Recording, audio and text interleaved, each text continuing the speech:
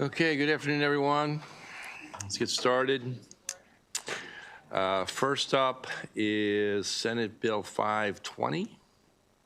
Senator Kramer.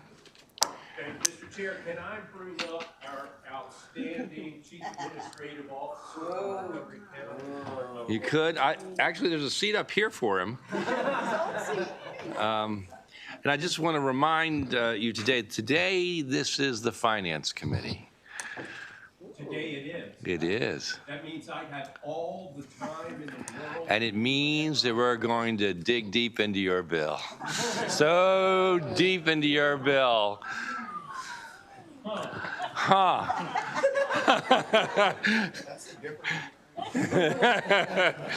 Let's just be who Senator we are. McRae, Let's be who we are, Did I Senator. tell you today how much I love you?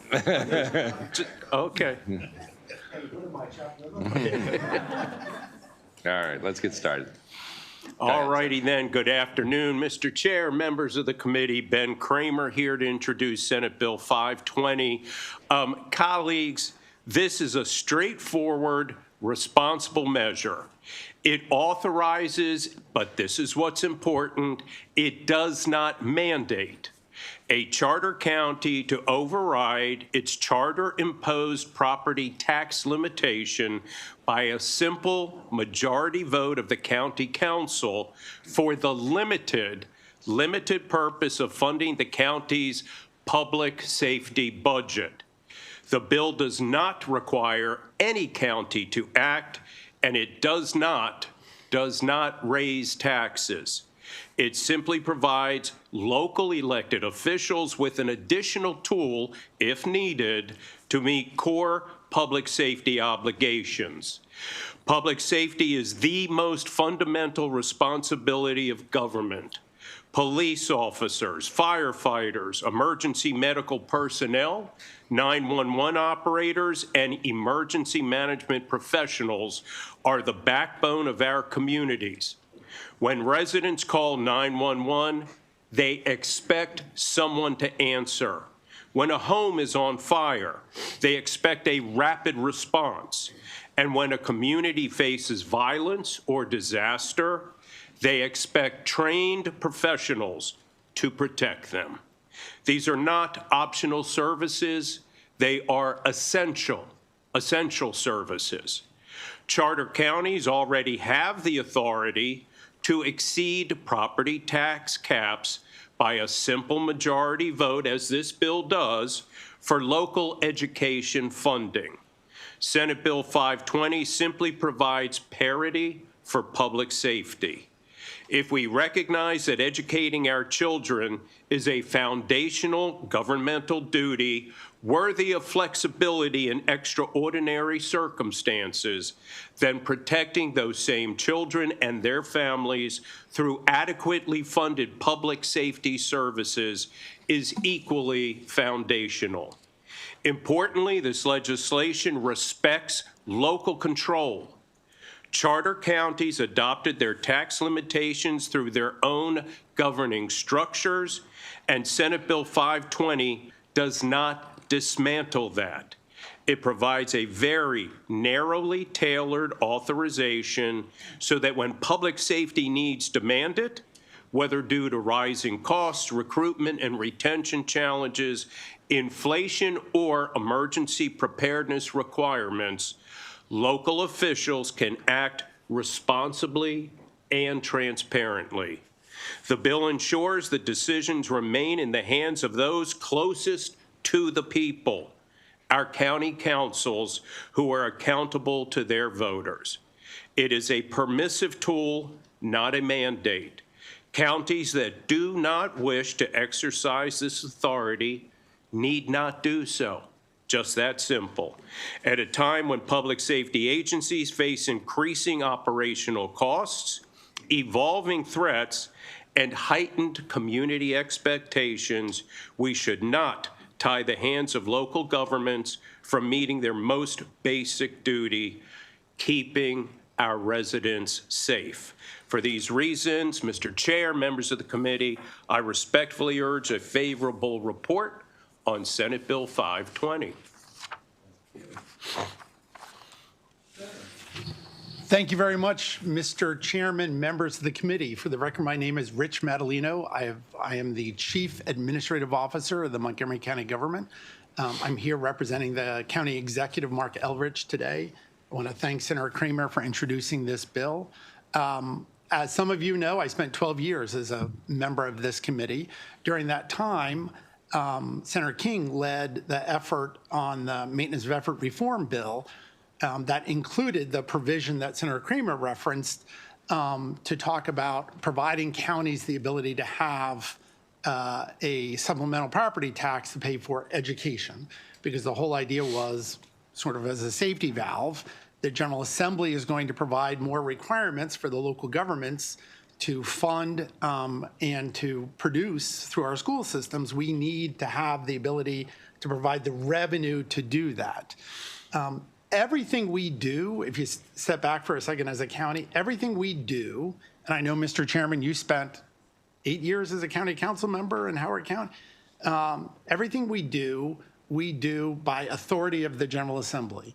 Everything we tax, we do by authority of the General Assembly. We exist solely with the powers and duties that you have provided us. And right now, with some of the counties that have charter limitations, we are now in a very difficult position of trying to manage within that framework the duties you have assigned to us with the revenues that we are allowed to collect. And I don't think anyone, and I think, and again, cannot thank Senator Kramer enough for talking about this, bringing this forward, and so eloquently making the argument. I don't think any of us would want you all to pass new requirements for us on the fire service, and the only way we can do that is by reducing the police department in order to fund it. Just like we had the debate around education funding, wanting to make sure our children have the best through their education system doesn't mean we should also then cut back on our health services or our recreation programs or our public safety programs. So that's why I think after several years of talking about this, Senator Kramer was willing to stand up and say, hey, you know what? Public safety should be just like education. And you should have, the counties that have charter limitations should have the ability to make a decision, the elected representatives to make a decision about funding and about taxes that fund our public safety obligations, because clearly they are of critical importance, the life and safety of our community. So therefore, we would ask for a favorable report on this. I know you're going to hear from a number of our representatives of our amazing public safety apparatus in the county, the fire department, the police department, corrections, the sheriff's office, to talk about why this is so critical to give Montgomery County and other charter counties the ability to have this flexibility if necessary.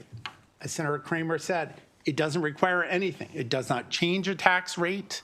It just says that we can function to fully fund our public safety responsibilities in a way that the elected representatives, in our case, the county executive and the county council, deem appropriate through a majority vote of the council. So with that, again, I would ask for your favorable consideration of this small but critical legislation that would then keep public safety on par with public education. And I look forward to answering any of the questions you might have. Thank you. Questions for the senator or his senator panel? We're back to the B&T Committee. Right. Yes, but Senator Mano is back there too. back there too. That's all. Okay, I have, I think, 3 other people signed up to testify in favor. Thank you very much. Thank you. If they want to come on up.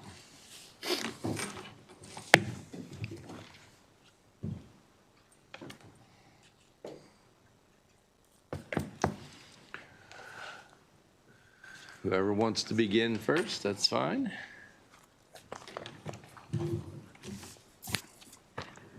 Good afternoon, Mr. Chairman, members of the committee. My name is Lisa Titus, and I am the recorder for UFCW Local 1994, McGeo.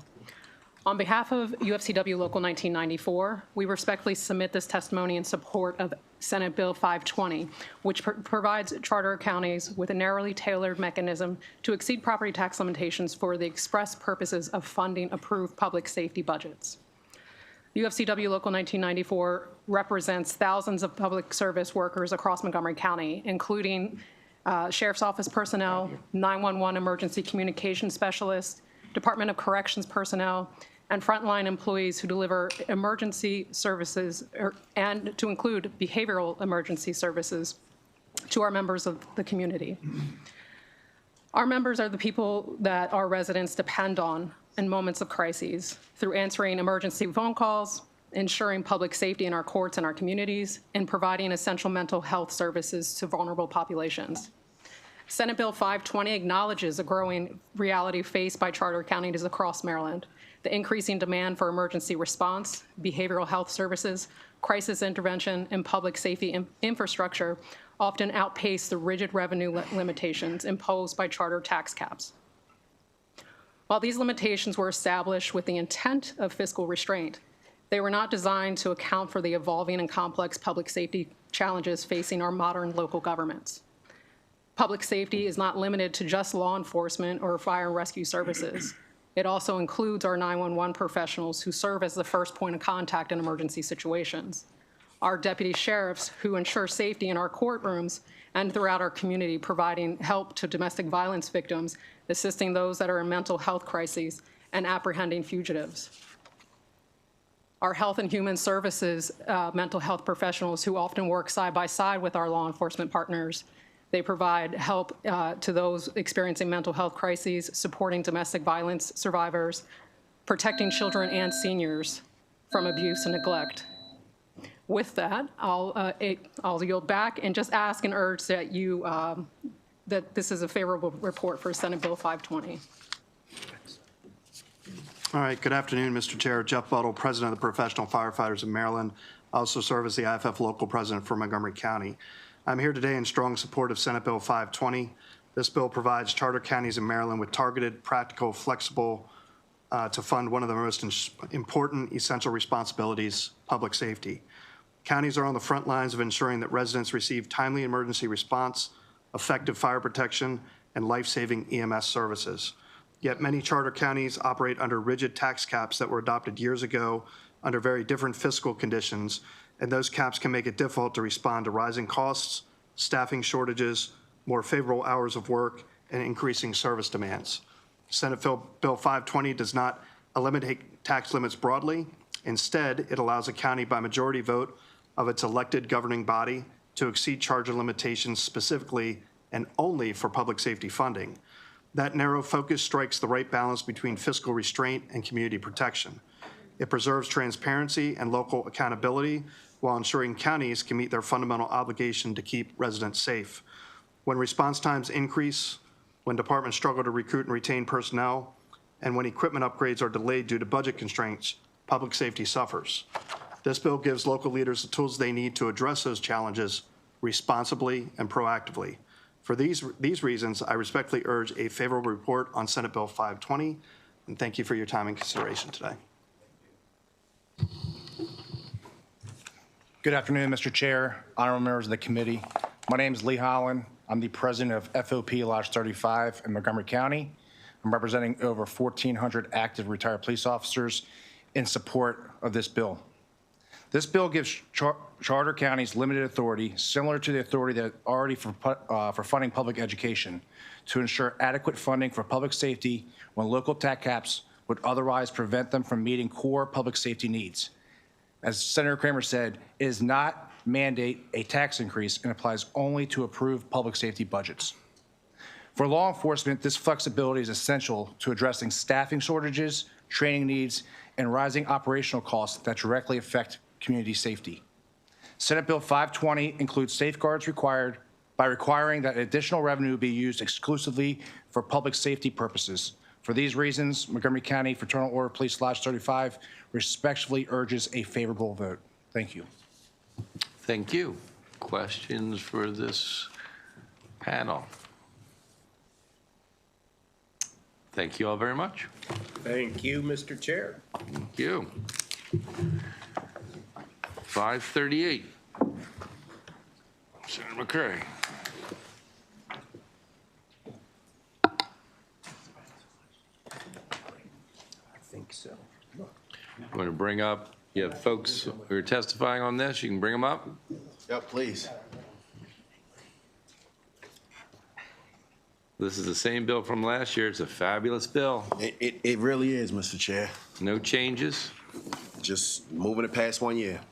All right. Mr. Chair, for the record, Corey McCray, Senator for the 45th Legislative District.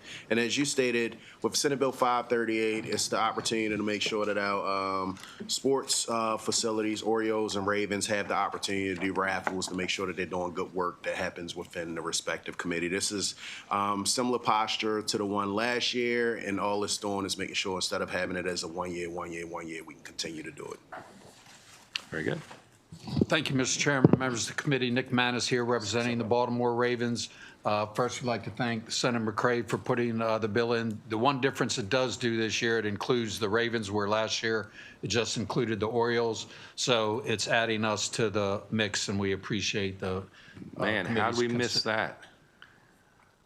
It was Nick. Gotta have. It was my fault. Gotta have the Ravens in on this. What? Thank God I didn't get traded.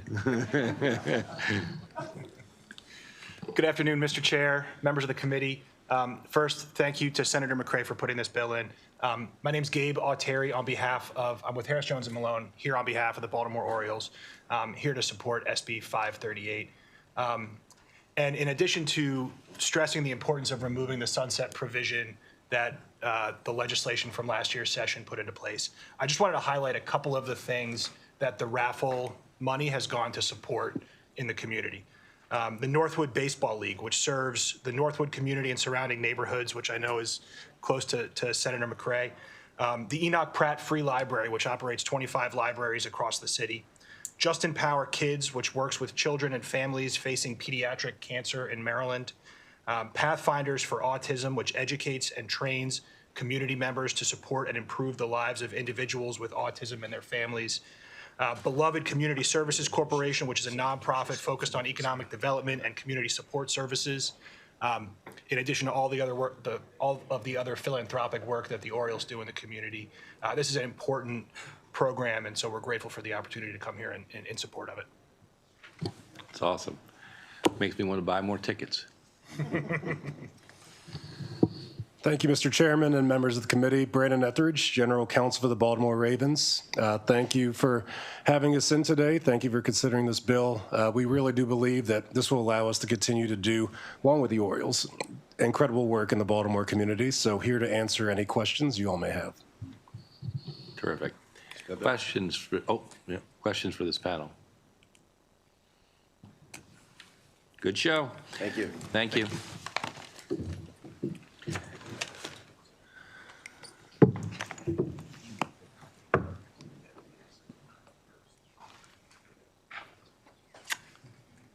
Don't see Senator Charles yet.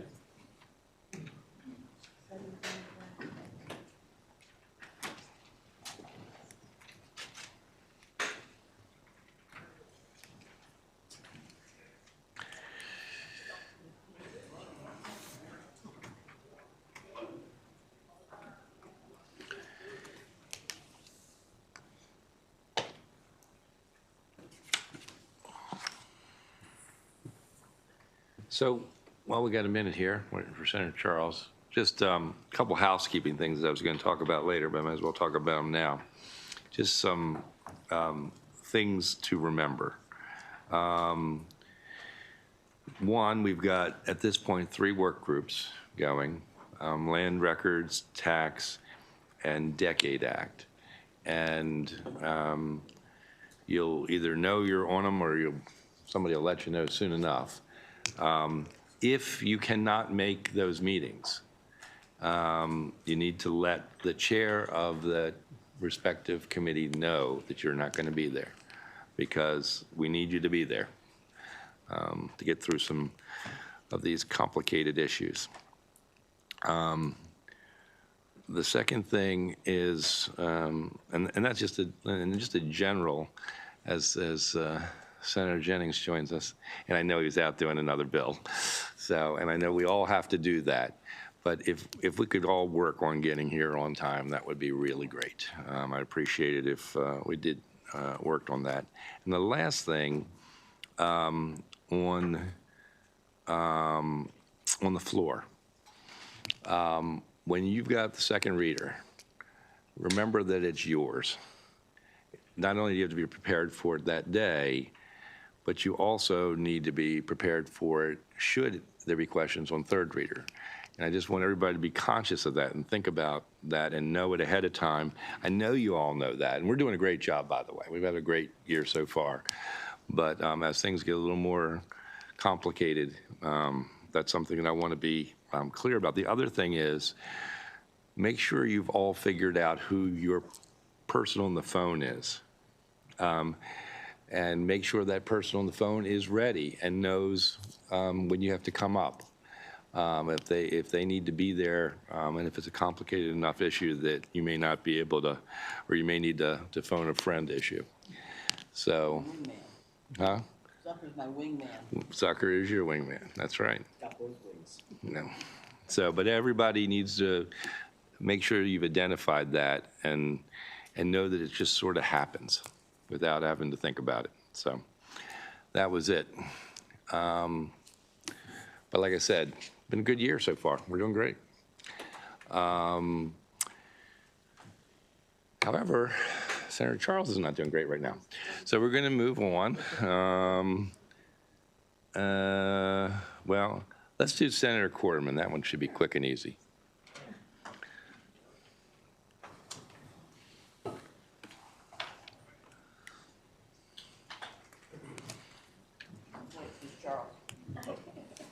Charles.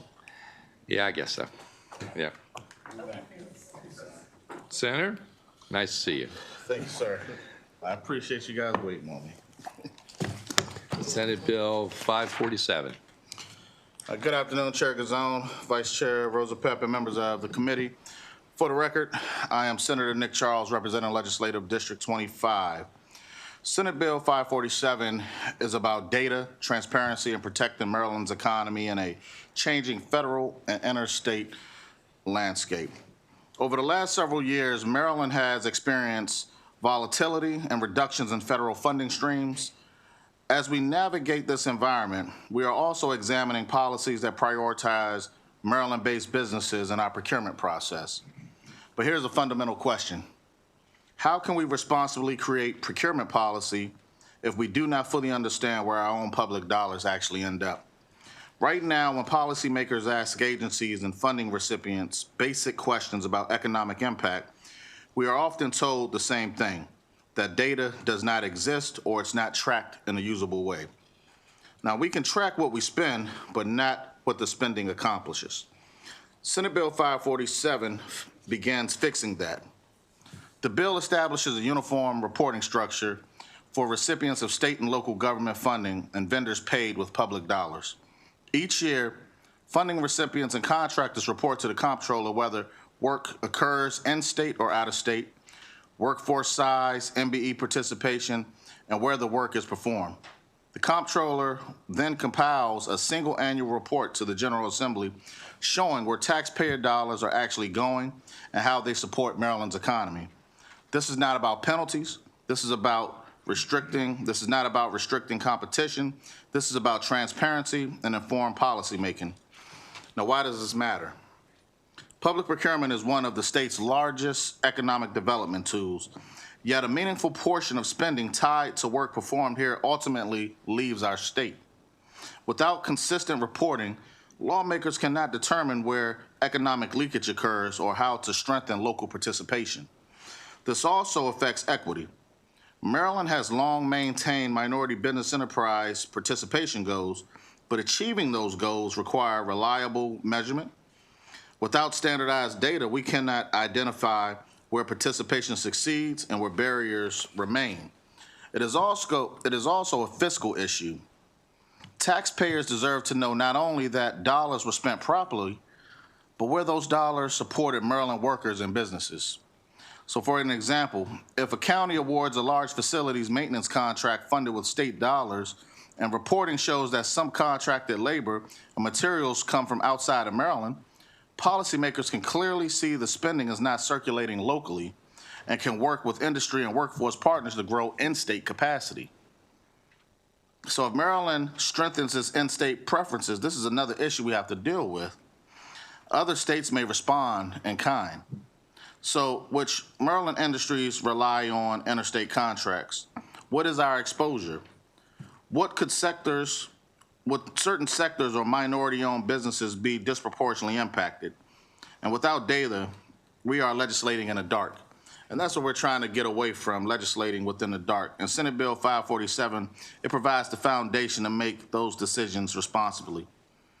There's been several stakeholders who raised concerns about duplication, administrative burden, and implementation timing, and we agree that the reporting structure must be practical.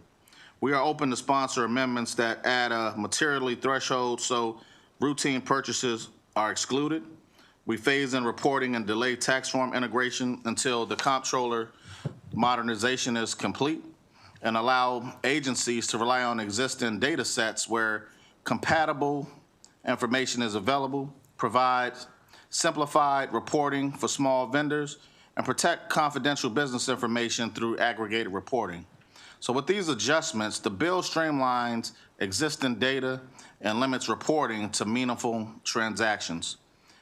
Any remaining resistance becomes less about feasibility and more about what are we willing to do to be transparent and understand that taxpayer dollars leaving Maryland's economy hurts us more than it helps us.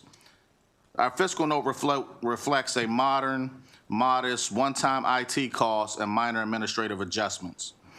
Members, that's a small investment of $100,000 to understand the impact on billions in spending, and our public spending. We routinely evaluate tax credits and incentives. We should also understand the flow of procurement dollars. So in closing, this bill does not pick winners, it does not create mandates, and it gives public policymakers, us, the information to make responsible decisions. So I respectfully request a favorable report for Senate Bill 547, and I thank you, and I'm happy to answer any questions. Thanks, Senator. Questions for the senator? Okay, thank you very much. We have one person from Mako. Are they here? Yep. Yep. It's Anderson.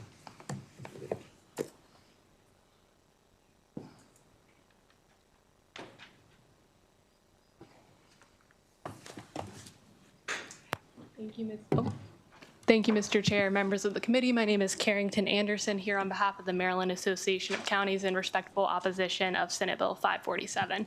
You have my written testimony, so I will be brief. I do want to say that we appreciate the goal behind this bill to boost transparency and accountability. Counties do support that goal. However, trying to implement this bill will be administratively burdensome for counties for the new mandated reporting requirements. A significant number of county revenues do come from the state, and that is already subject to mandatory audit requirements. Counties audit this, the state audits this, so we do have some concerns with the bill. Given the volume of the transactions here, counties will have to amend their procurement policies as well as their internal tracking databases to be able to comply with this bill. So for these reasons, we would respectfully ask for an unfavorable report. Thank you. Thank you. Questions? Thank you very much. Okay, Senate Bill 558. Senator Bailey. Bring up. Mr. Chair, can I bring up my panel? Yes, please.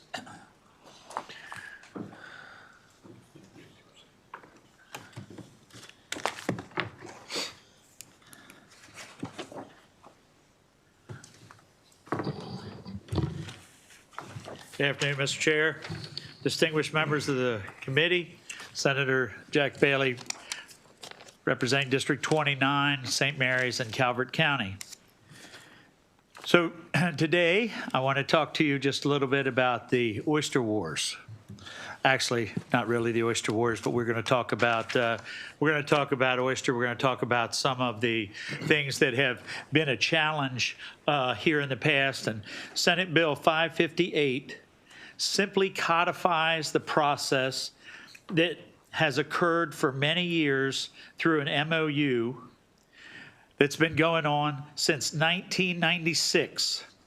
The Maryland Department of Transportation and the Department of Natural Resources, they dedicated money that came in from the Port of Baltimore's revenue to protect, that would help and replenish Maryland's oyster population. And that figure in the original agreement was no less than $1 million, but no more than $3.5 million. 1996. So if we looked at that money today, that would be somewhere between 2.1 and 7.3 million. Actually, the bill before you today only deals with what we've been getting in the past, which is $2 million. The reason that we want to bring and put this in place is not to place any blame on anybody involved. This is simply to protect and ensure that this investment is secure in the future. And after what happened to this money with the MOU last year, it scared everybody. And we went back just a few years before that when we'd had a scare like that before. And that is why, and actually that was negotiated by some of these people sitting at the table with the secretary and with these watermen. It's important to understand that this funding goes to sanctuaries, it goes to aquaculture, it goes to natural oyster bars. And the fact that it is working, when we look at the health of the bay and we look at the health of the oyster population since 1996 when this started, our oyster population is thriving right now. I want to also point out to you all, being the Budget Committee, that the money is in the CTP for this for 2027. Now, why are we here with a bill? And there's some other issues that are very important about why this needs to be codified. We need to make this permanent. There are cases such as, let's look at counties like Anne Arundel, Baltimore. This is the only money that they get to enhance their oyster committees. When I began this process of having this bill drafted, I was informed that continuing the way it was currently done was actually in violation of the Maryland's Constitution's requirement that funds in the Transportation Trust Fund would be solely and purposely related to transportation. Because the revenue that the port generates for the state goes into the Transportation Trust Fund. It would be likely unconstitutional to continue to appropriate these funds for general oyster recovery programs. For that reason, that is why this bill is drafted the way it is. It was done in consultation with the Attorney General's office. The narrow focus that links these funds directly to the effects of the port is intended to assure that these funds are used in accordance with the Maryland Constitution and make legal challenges that could jeopardize the future of this program less likely, because the program helping the oysters is working. I just wanted to point out one other thing, and some of them were late coming in, some of them are here, but when I have the watermen, when I have groups like the League of Conservation Voters, Chesapeake Bay Foundation, all pulling in the same direction, I think we're working on something that is the way that we need to be. I am going to turn this over to my panel, and I respectfully request a favorable report on Senate Bill 558. Good afternoon, Mr. Chairman and ladies and gentlemen of the committee. I'm Jim Mullen. I'm with the Maryland Oystermen's Association. And just a 30-second snapshot on the history of this program. It started in September 1996 when Site 104 was a hot potato in the state for the Port Administration to take dredge spoils and where to put them. And they wanted to do open bay dumping. And so all these red lights were flashing. the oyster industry approached the Port Administration and had found an area in the bay to put that material that was non-intrusive and that would help lower the temperature on all the uproar, the open bay dumping. And that's how the genesis of this program started. And then it was renewed every 5 to 6 years with an MOU, to the senator's point. And so over time, actually the last 18 years, Mr. Brown and myself and a couple other folks have worked diligently with the past and leadership at the Port Administration on administering their program. The idea was to support waterborne commerce to the state and how important it is, and to keep the shipping channels open to move goods and services out of the Port of Baltimore and support that economic engine that is the Port of Baltimore. So we aligned with the goals and objectives with the Port. We worked with Mr. Frank Hammonds over time and Tricia Sawinski, who was the legislative aide. And presently, we have a new director of harbor development, and Mr. Brown and I have reached out to her with some letters to introduce ourselves and talk to her. It's been a great partnership with the Port. We also worked with Mr. Bruce Gartner at the time, who was the Director of Policy and Governmental Affairs at MDOT, who now chairs the MTA. And we were also helped with the facilitation of the upland dredge spoil site at Pierce Creek in Cecil County. Thank you. Chair and members of this committee, my name is Robert T. Brown. I'm president of the Maryland Waterman Association and would like to see a favorable on Senate Bill 558. This goes back to 2003 when the harvest on the Bay was down to 26,000 bushels for that year. And that was the lowest that's ever been recorded in the history of the state of Maryland. Now, in 2020, our seafood industry had got up far enough where we were now being called a sustainable fishery. That means it was not being overfished and overfishing was not occurring. Then in 2023, we harvested over 700,000 bushels, and that's a 17-year period from a low of 26,000 bushel to over 700,000 bushel. Well, how did we get there? Well, MDOT, the funds from MDOT is what funded it to help it. We bought spat-on shell, we bought fresh shell, and Virginia wild seed and planted on many places in the bay. And we planted it, and then we started cultivating it with power dredging that we were doing, which really works to help pull other shells out of the bottom. And through the effort of the watermen working these bottoms, and through the funds of MDOT, that's how we got there. And of course, Mother Nature giving us some good oyster spats at that time. And when you go from, in 17 years, from harvesting 26,000, in 17 years to over 700,000 bushels that's being harvested, that is a success. I don't care how you look at it. And we need to keep it going because we got many other places in the bay that are not being worked like they should be, that need more spat, more shell on there. And I thank you very much for your time. Please have the favorable on this. Good afternoon, Mr. Chair, members of the committee. For the record, Jeannie Hadaway-Riccio. I'm here representing Talbot Waterman Association. And I'd like to start off by saying, again, it's not every day that we have commercial watermen, aquaculturists, and the conservation community coming together on an issue. But as you can see by the letters attached to our testimony from 16 different organizations representing those three sectors, this is a program where they all work cooperatively and they all benefit from it. I also just want to emphasize that this is not just an Eastern Shore or Southern Maryland issue. 11 counties benefit from this program, including Anne Arundel, Baltimore, Calvert, Charles, Dorchester, Kent, Queen Anne's, Somerset, St. Mary's, Talbot, and Wicomico. And while this is a small investment compared to the overall state budget, the return on investment is exponential. In fact, I would argue that no other oyster mitigation program in the state of Maryland is as successful as this one, and those results can be documented.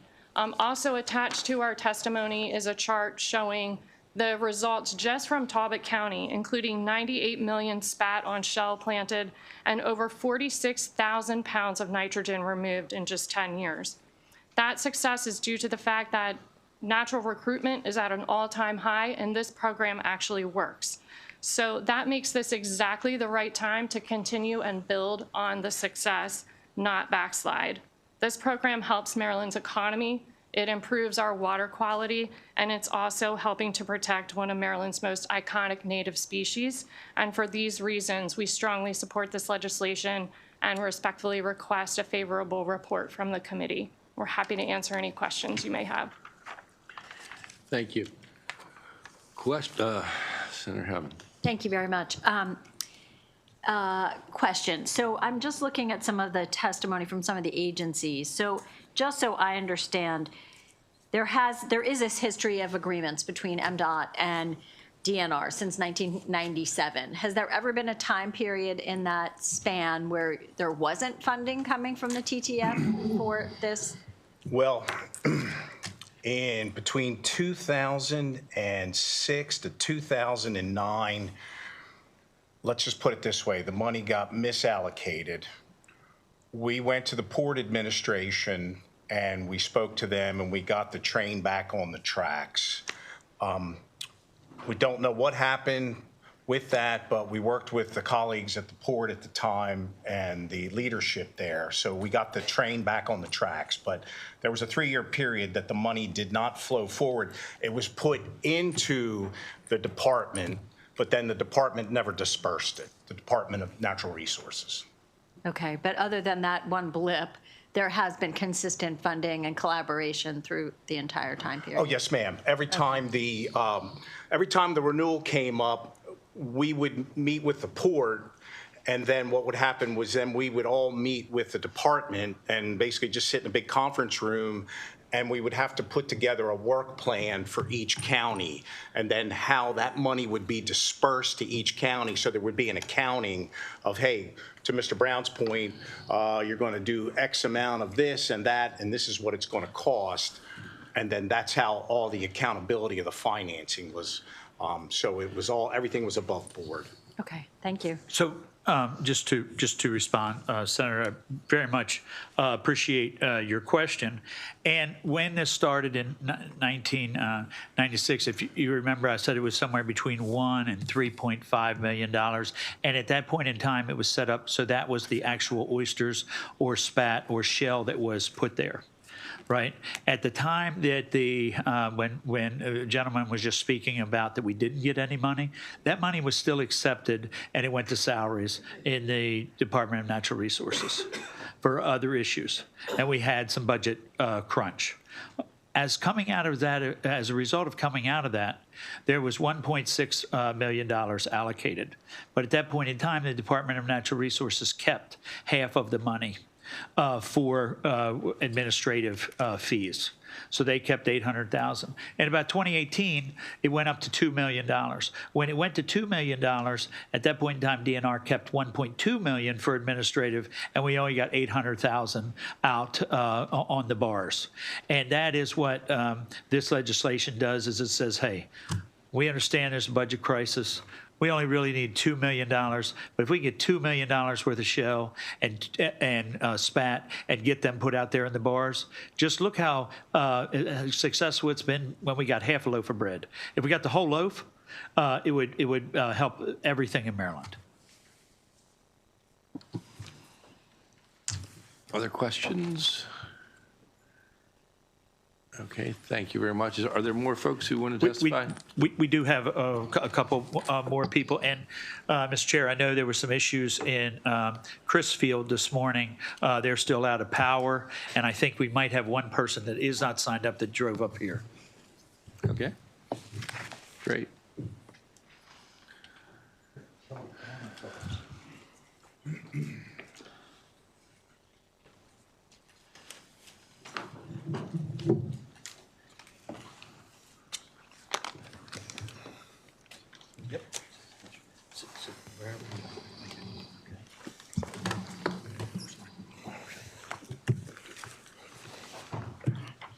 Who'd ever like to start? I can go. Mr. Chair, fellow committee members, thank you for giving me the opportunity to speak. My name is Jeff Harrison, and I'm president of the Talbot Waterman Association. I'm also the chair of our local, or our Talbot County Oyster Shell Committee.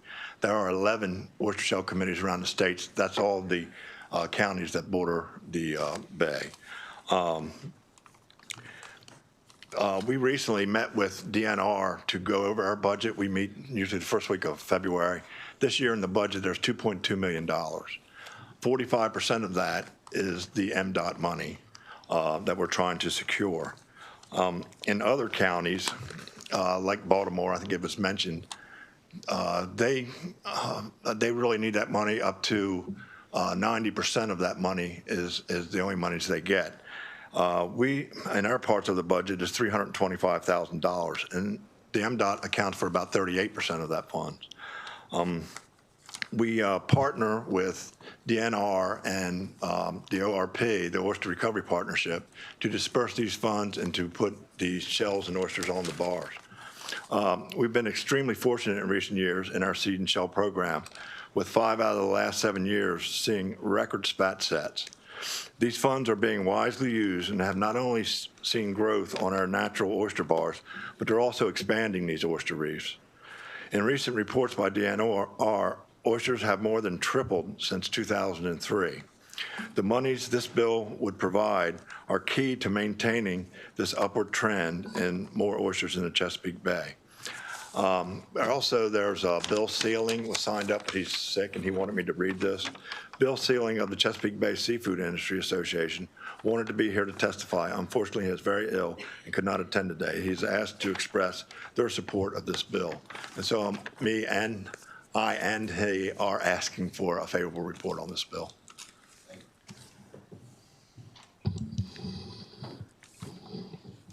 Afternoon, Mr. Chair, members of the committee. My name is Bill Sherbo. I'm the president of Anne Arundel County Watermen's Association.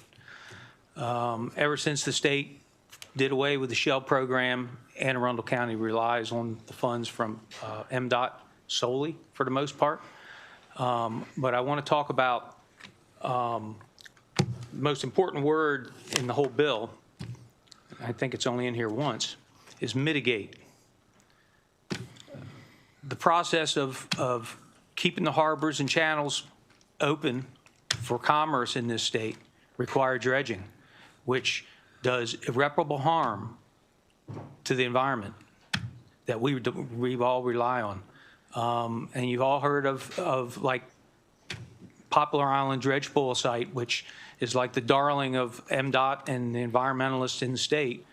But in the process of putting Poplar Island together, we have lost uncountable amount of oyster bottom, and my over 45 years of crabbing off of Poplar Island, it is nowhere near what it used to be.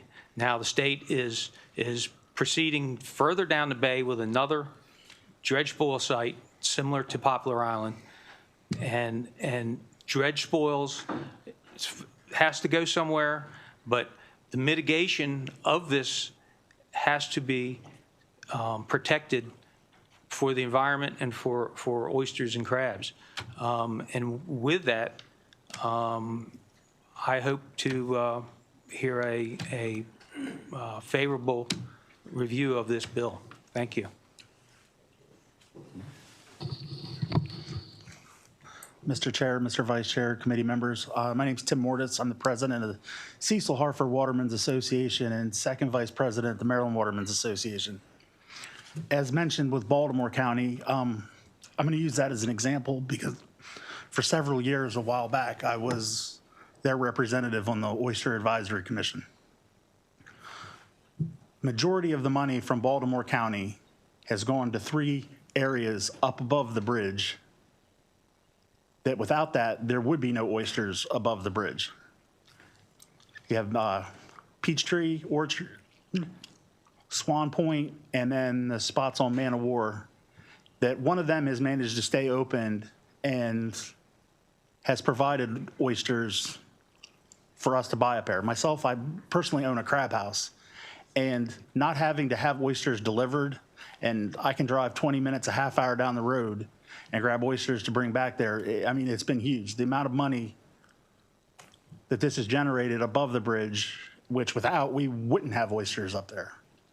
So I'd like to see a favorable report on this, and thank you.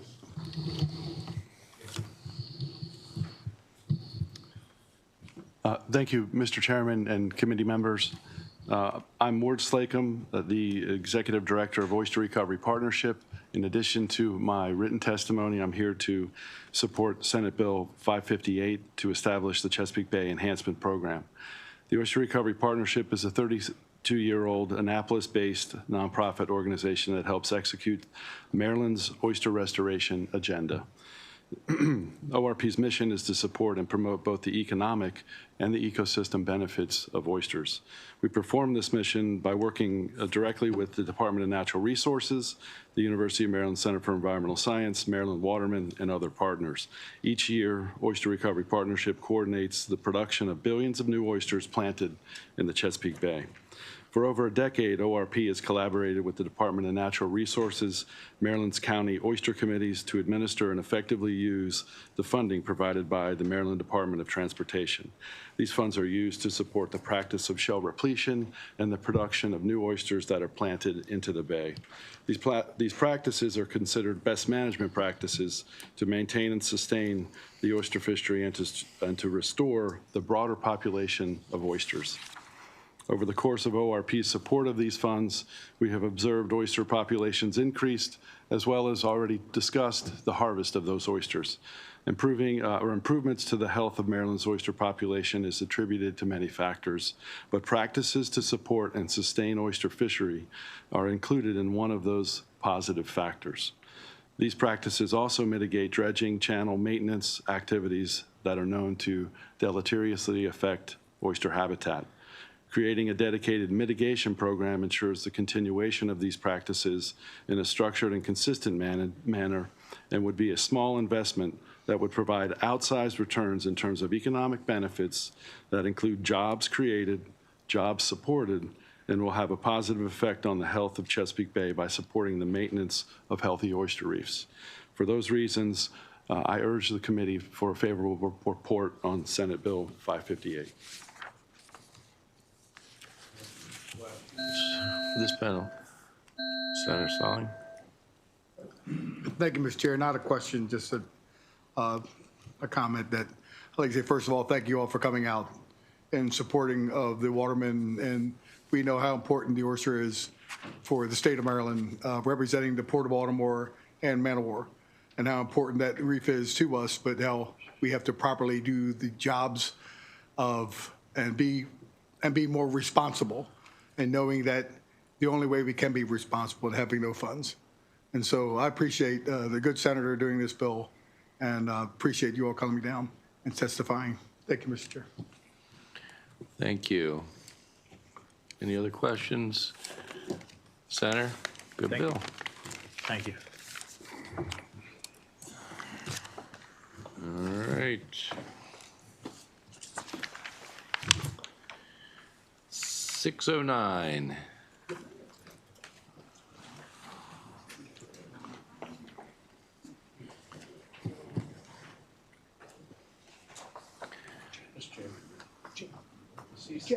Did someone not get a chance? Yes. Okay, come on up. Senator Maltz, you have to hold on a second. Sorry. Apologize for that. I thought we got everybody. Thank you, Mr. Chair. We're signed up favorable with amendments, so I was holding off. Oh, gotcha. Sorry. All right. Thank you, Mr. Chair, members of the committee. For the record, Allison Colden, Maryland Executive Director with the Chesapeake Bay Foundation. I will keep it brief. We are here in support of Senate Bill 558 with a few suggested amendments that are included in our testimony. As the senator pointed out, this codifies an existing MOU, but it also codifies the most restrictive version of that MOU. So over the years, the MOU was edited and made more restrictive in terms of the use of the funds, generally used to support several different activities within the Department of Natural Resources, including replenishment, but also things like monitoring, research, surveys, and restoration. So considering that the impacts that this bill intends to address are not necessarily limited to harvestable areas, they may also be impacting sanctuary areas in the Upper Bay similarly. Our suggested amendments would allow DNR to expand the use of the funds at their discretion and allow DNR to consider the greatest need for those funds on a year-to-year basis. It would also, codify the transparent and public-facing process that DNR once had. You heard described earlier of developing an annual work plan and sharing that with their relevant advisory committees who could weigh in on the plans for those funds on an annual basis. So with those amendments, we urge your favorable report. Thank you. Thank you. Questions? Thank you very much. Okay, Senator Maltz.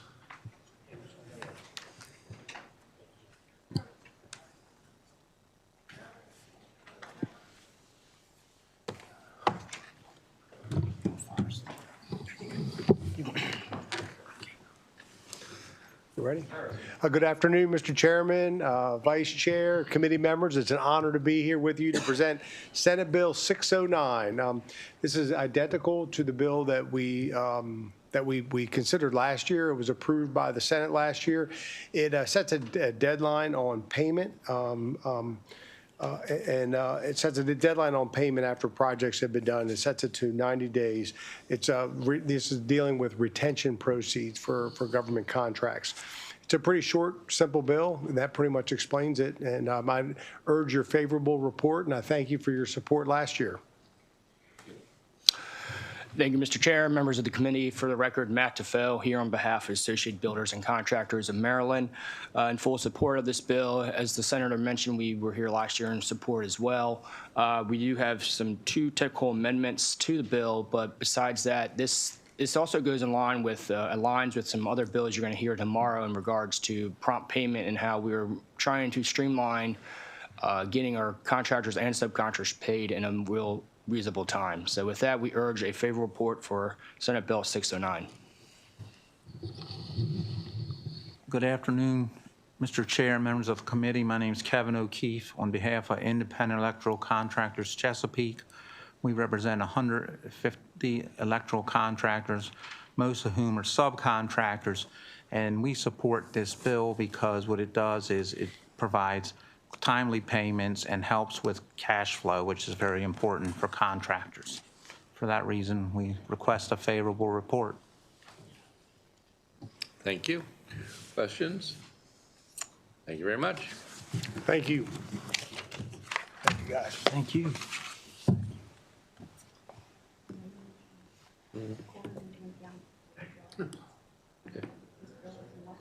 Okay. Okay. Okay.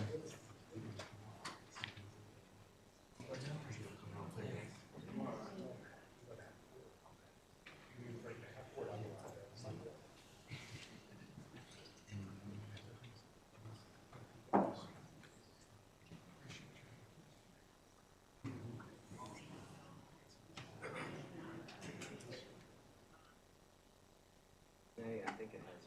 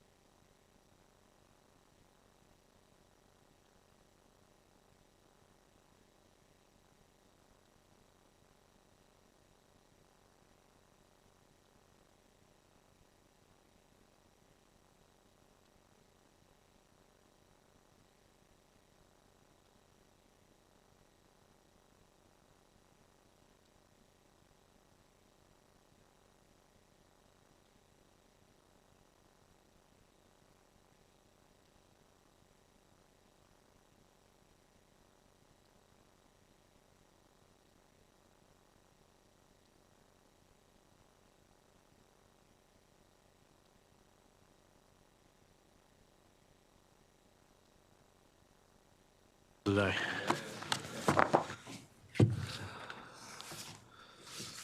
All right.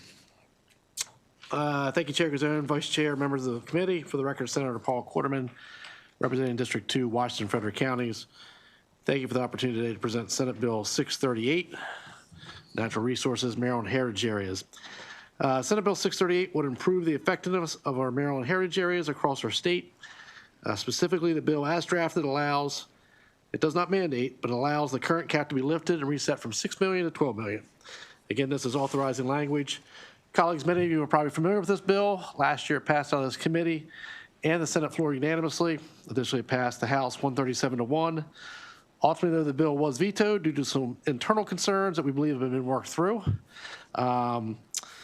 You'll find extensive support for this bill all around the state. In fact, if you look at your testimony, you'll see support, like I said, from Eastern Shore, Southern Maryland, Western Maryland, all over. And let me point out there's no opposition. We have some folks here today I'd like to say a few things, and we respectfully request a favorable report. Thank you. So Chairman Guzon and committee members, I'm Elizabeth Chateau, Director of the Heart of the Civil War Heritage Area, serving Carroll, Frederick, and Washington counties. Together, Maryland's 13 heritage areas deliver significant benefit to the state's 23 counties and the city of Baltimore. That includes $2.4 billion in annual economic contribution, but the return on investment runs deeper and wider.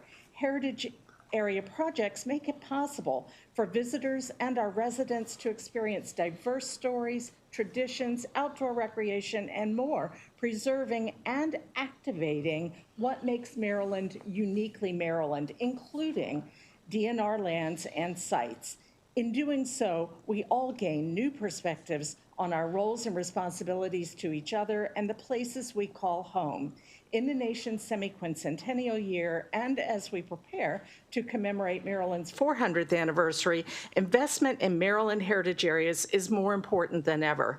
SB 638 does not mandate new funding, but it resets the statutory cap. This year, the program is looking at more than $12 million in worthy grant requests, more than twice what the program can afford. Passing SB 638 now means when it makes fiscal sense for the state to take more advantage of the economic power of Maryland heritage areas, we will be poised and ready. Many of our heritage areas are represented here today remotely and in person, and with your permission, I'd like them to stand quickly and tell us their names and where they're from. Megan Bacco, Executive Director, Anacostia Trails Heritage Area, serving Prince George's County. Valerie Worrell with Anacostia Trails Heritage Area. Grace Harness with Anacostia Trails Heritage Area through Maryland Corps. Celeste Fiore for Anacostia Trails Heritage Area through Maryland Corps. Jane Cox with Chesapeake Crossroads, Anne Arundel County, and the City of Annapolis. Mary Pizzuto, Heart of the Chesapeake Country Heritage Area, Dorchester County. Brandon Rosario, representing the Southern Maryland National Heritage Area. We are Calvert, Charles, St. Mary's, and Southern Prince George's counties. Dana Lowen, Stories of the Chesapeake Heritage Area, serving Talbot, Kent, Queen Anne's, and Caroline counties. Bridget Carty, Lower Susquehanna Heritage Greenway, Hartford, and Cecil counties. I'm Dan Spedden, President of the Hagerstown, Washington County Convention and Visitors Bureau, and my bureau is a solid partner with the Heart of the Civil War Heritage Area in Washington, Frederick, and Carroll County. Thank you for coming. Appreciate your enthusiasm for the program. Hello all, my name is Kyla Cools and I am the Heritage Program Manager for Patapsco Heritage Greenway, which serves as the nonprofit management entity for the Patapsco Valley Heritage Area in Howard and Baltimore counties. Yes. It's funny how that worked out. Our She mission, happened to be available. Yes. Our mission is to preserve, protect, interpret, and restore the environment, history, and culture of the Patapsco River Valley for all.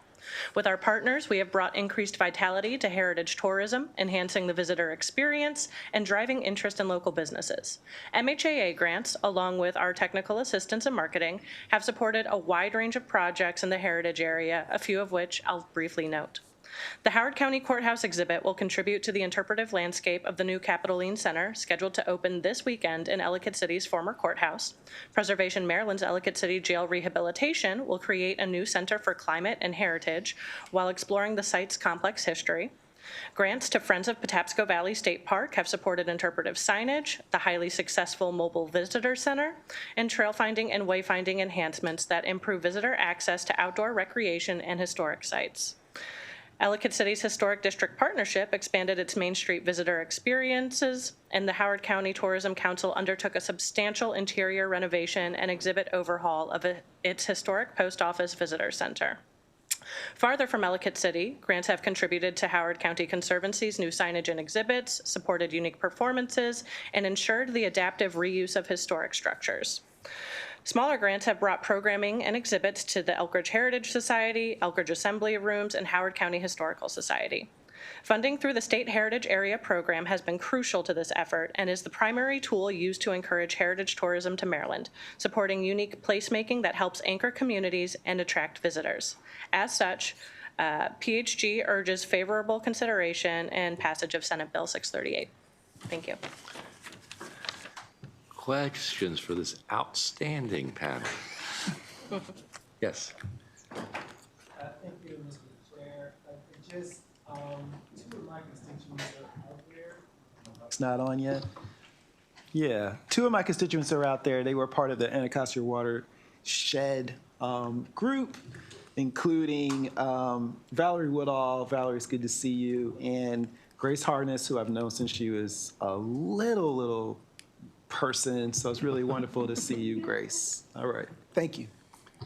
Very good. Anything else? Al, with all that's going on all across the state and in Howard County of all places, would you like to make a motion, Senator? Move favorable.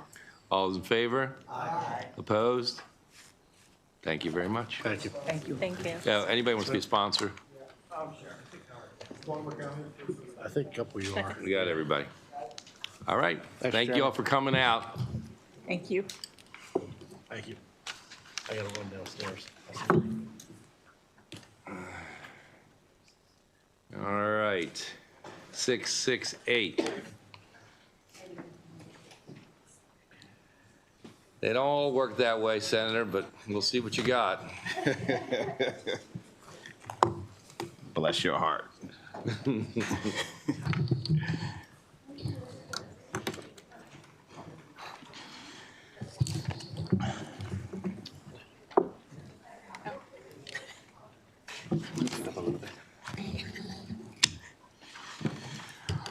All righty. Well, great afternoon, Chair, Vice Chair, and members of this great Budget and Tax Committee. For the record, Senator Kevin M. Harris representing District 27, Calvert, Charles, and Prince George's counties. Here to present Senate Bill 668, Children Cabinet Fund, renaming and funding for grants for local management boards. And yes, this is my first time in Budget and Tax. The Children Cabinet I hope not. The Children Cabinet Interagency Fund is tasked with providing resources to local management boards to strengthen communities-based services for children and families. Local management boards have taken on a critical work on preventing youth violence, providing mental and behavioral health, supporting workforce development, confronting poverty, and supporting every childhood education and school readiness. The work of the Maryland Local Management Board is necessary as the state confronts child poverty, hunger, and housing affordability. The money provided by the Children Cabinet Interagency Fund enables this important work. Demand for the service provided by local management boards have grown, as well as their expenses. Despite this, the Interagency Cabinet Fund has not received the necessary financial support to keep up with the demand. In fact, funding was slashed from $41 million in 2011 and never returned to the previous levels. Funding currently sits at around $21 million. Senate Bill 668 requires the governor to include in the annual budget $3 million for fiscal year 28 and $2 million annually increase for fiscal years 2029 to 2031 for the fund. This additional funding will support eligible local management boards as they continue their important work. Further, Senate Bill 668 will change the statutory name of the Children Cabinet Fund to the Children Cabinet Interagency Fund. Maryland government websites already reflects this name change. I respectfully request a favorable committee report on Senate Bill 668 so that Maryland children and families can receive the support they need just to survive, not just to survive, but thrive. And there's also a tad bit of an amendment in there that we're going to put the fiscal year 27, go from fiscal year 27 to fiscal year 31. And that completes my testimony at this time, and I turn it over to this awesome panel.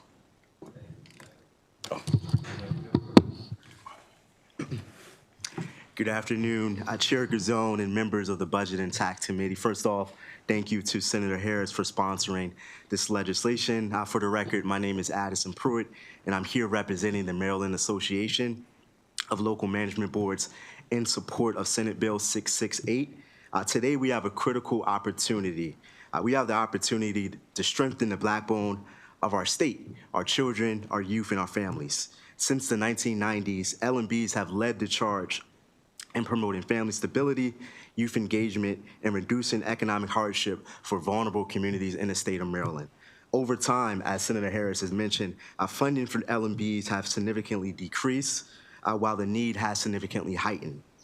And with the resurgence of the Governor's Office of Children and understanding the state's current fiscal situation, this bill aims to restore funding for LMBs through a multi-year incremental approach to ultimately restore the Children's Cabinet Interagency Fund to $30 million hopefully by 2030 if we get this amendment added in. And here with me are leaders from local management boards across the state of Maryland. We have Howard County, we have Dorchester County, we have Baltimore City. We also have community representatives here today to speak about the impact that LMBs have in our community. Members of the committee, let's continue to strengthen children, youth, and families in the state. I urge you to vote favorable on Senate Bill 668. Thank you for your time.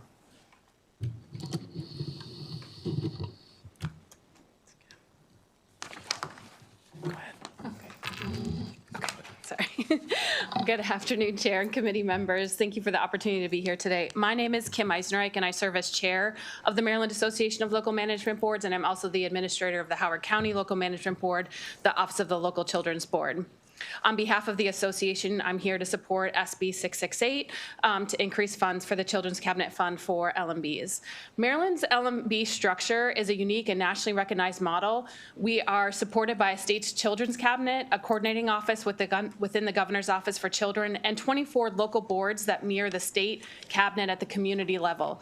This structure strengthens interagency coordination, elevates local voice, and ensures that state investments reach the children and families that they were intended to serve. As you've heard, since the early 2000s, we've had a drastic reduction in our funding, and over 2 decades, we are now just at $21 million, shared by 24 jurisdictions. A period that has also been marked by rising poverty, diminished federal resources, and a sharply increased cost of living. The impact of this decline is felt regardless of geography. Allocations just range from just over $3 million for Baltimore City to slightly just above $300,000 Somerset. Yet both communities and everything in between experience among the highest poverty rates in the state. Whether urban, suburban, or rural, addressing entrenched poverty requires sustained resource-intensive strategies, coordinated services, prevention programs, and long-term family supports that cannot be implemented or scaled with current funding levels. This erosion of our purchasing power without the capacity to leaves us without the capacity to meet the magnitude of need, underscoring the necessity of renewed investment to achieve meaningful statewide impact. While federal funding landscape remains uncertain and reductions continue to place additional strain on state and local systems, LMBs have consistently demonstrated that we are nimble, innovative, and strategic. We leverage partnerships, braid funding, and create efficiencies across agencies and community stakeholders to maximize impact. These qualities are just as critical today as they were when the model was first created. We respectfully urge you to support SB 668 to increase funds to the Children's Cabinet. Good afternoon, Chairman Guzone, Vice Chair Rosenpep, distinguishable members of the committee. My name is Devon Millard. I'm the CEO for Family League of Baltimore. We are the local management board for the city. I'm here today to express our strong support along with my colleagues of Senate Bill 668. We are speaking with a unified voice, even as my colleague had expressed the diversity of our respective communities. But obviously, what we recognize is that poverty does not have any color or any stage.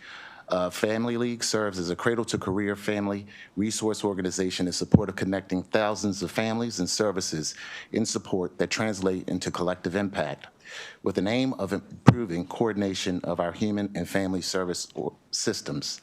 Collectively and in collaboration with over 80 community-based organizations and partners, we focus on building local capacity while embarking on the continuous pursuit of a more coordinated system of interagency service delivery. Routinely, we convene over 150 community school coordinators, 74 out-of-school time site managers, and coalitions of early learning and early child care experts, as well as perinatal health, paraprofessionals in concert with the Baltimore City Health Department to curb the potential rise in infant mortality rates through the Be More for Healthy Babies strategy. In a city where 1 in 3 children live in poverty, that's more than 30,000, which makes coordination not optional, it's essential. The example of our work is definitely measurable. Through strategic partnerships and a braided funding model, the combination of state, children's cabinet funds and investments, local government appropriations, philanthropic and federal resources, we're able to generate $2 for every $1 of community value in state investment. Statewide, Maryland local management boards throughout all 24 jurisdictions generate and leverage $3 for every $1 invested. With that being said, I honorably and humbly request a favorable report for Senate Bill 668. Good afternoon, excuse me. Good afternoon, Mr. Chair and members of the committee. I'm Nancy Shockley. I'm co-chair of the Maryland Association of Local Management Boards, and I'm the director of Moving Dorchester Forward, which acts as the local management board in Dorchester County.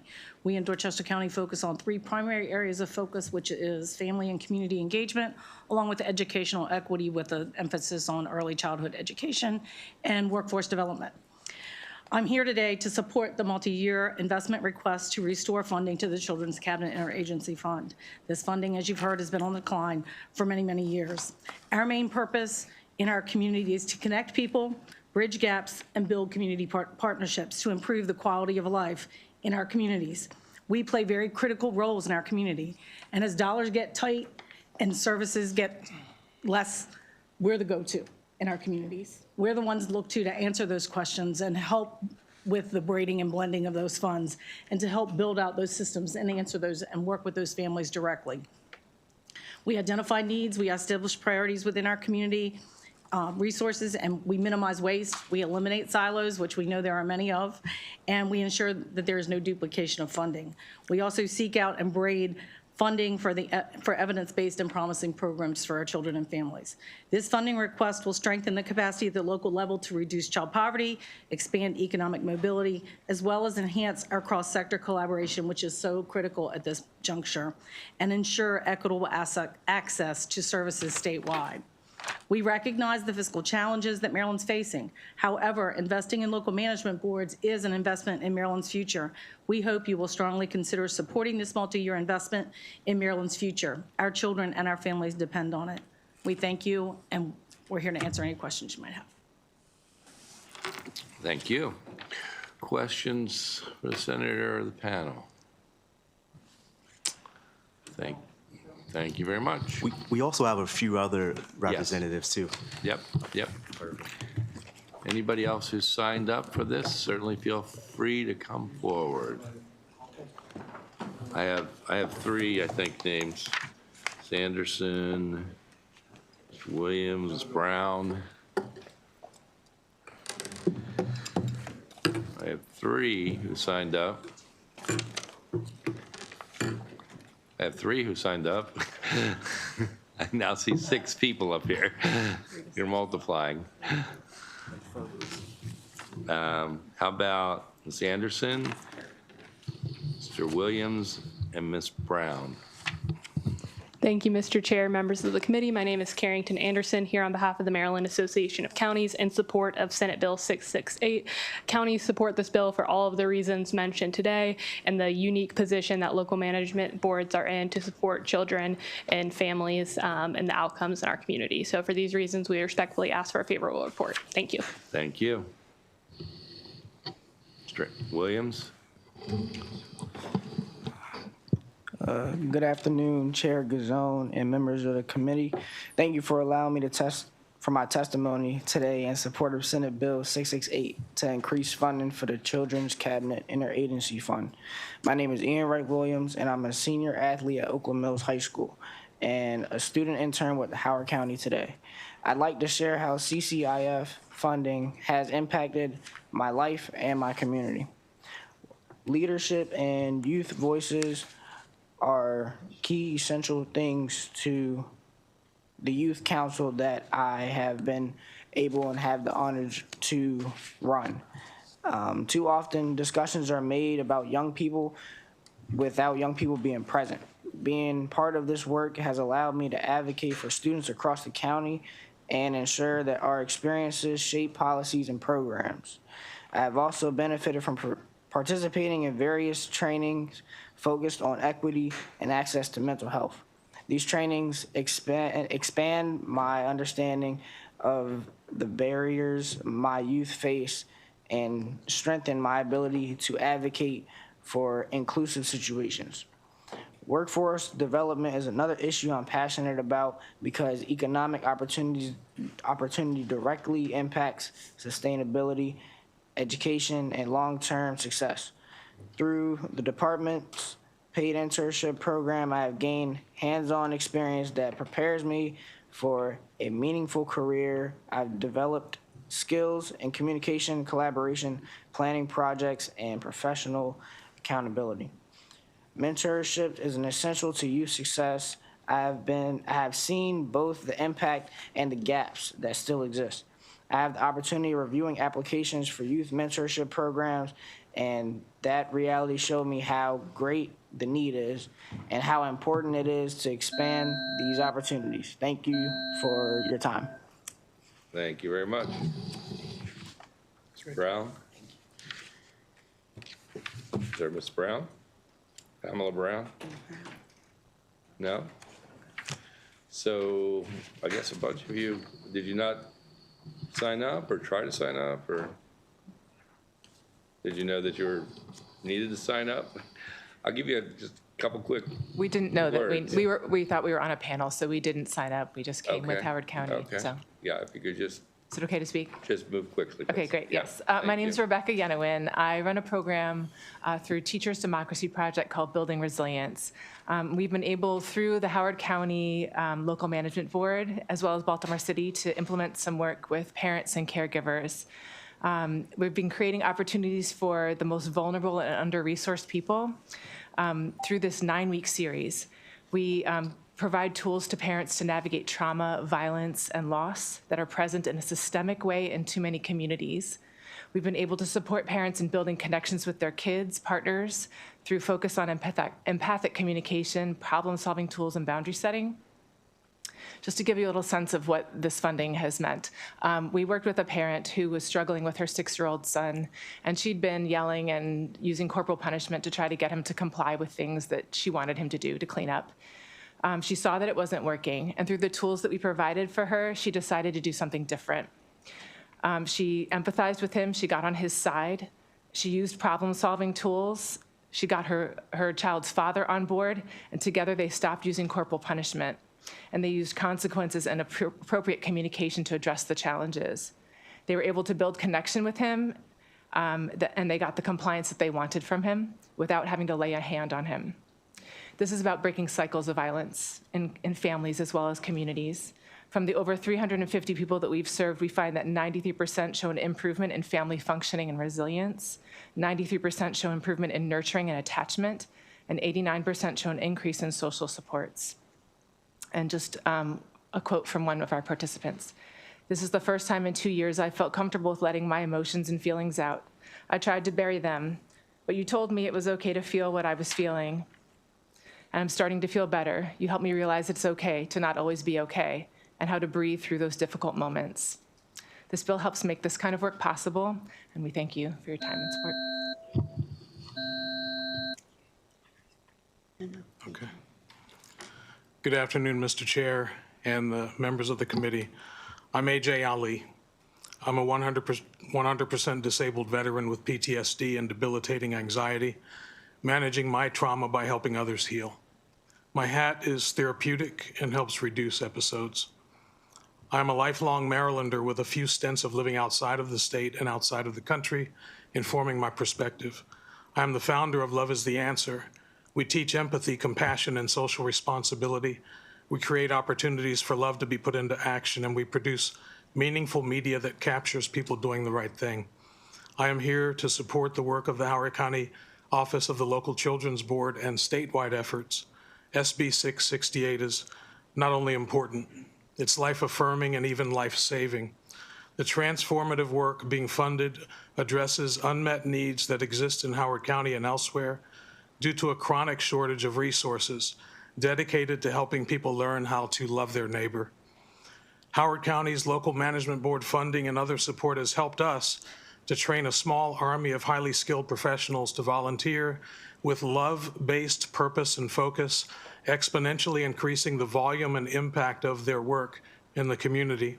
In the simplest terms, we are teaching people how to love their neighbor, groups how to collaborate, and systems how to become beloved communities. So far, 58 volunteers, including 29 graduates of our classes, have been involved in 11 community events and have contributed 870 volunteer hours. Two key examples of our work: August 19th at a 2025 teacher appreciation event at Lake Elkhorn Middle School resulted in a teacher receiving a car and hundreds of students receiving supplies. And a month ago, a 72-year-old disabled Marine veteran, Paul Steffens, had his life transformed at one of our events, and he is no longer homeless as a result. Thank you for your time.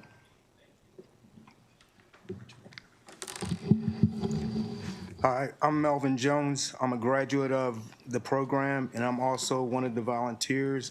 I'm a retired military policeman, and I've worked in workforce development. And the programs and tools that come through are empowering for others. I wish that I would have had this kind of training for my public safety officers earlier in my career. Therefore, I support this bill and hope that you fund it because it makes a lifetime of change for everyone. Thank you.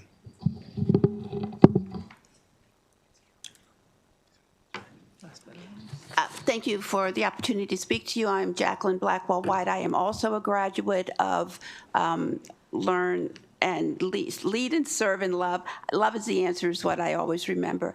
And I, too, am a retired pediatrician, thought I was a compassionate person until I went to one of these cohorts. I am a graduate, again, of the cohort.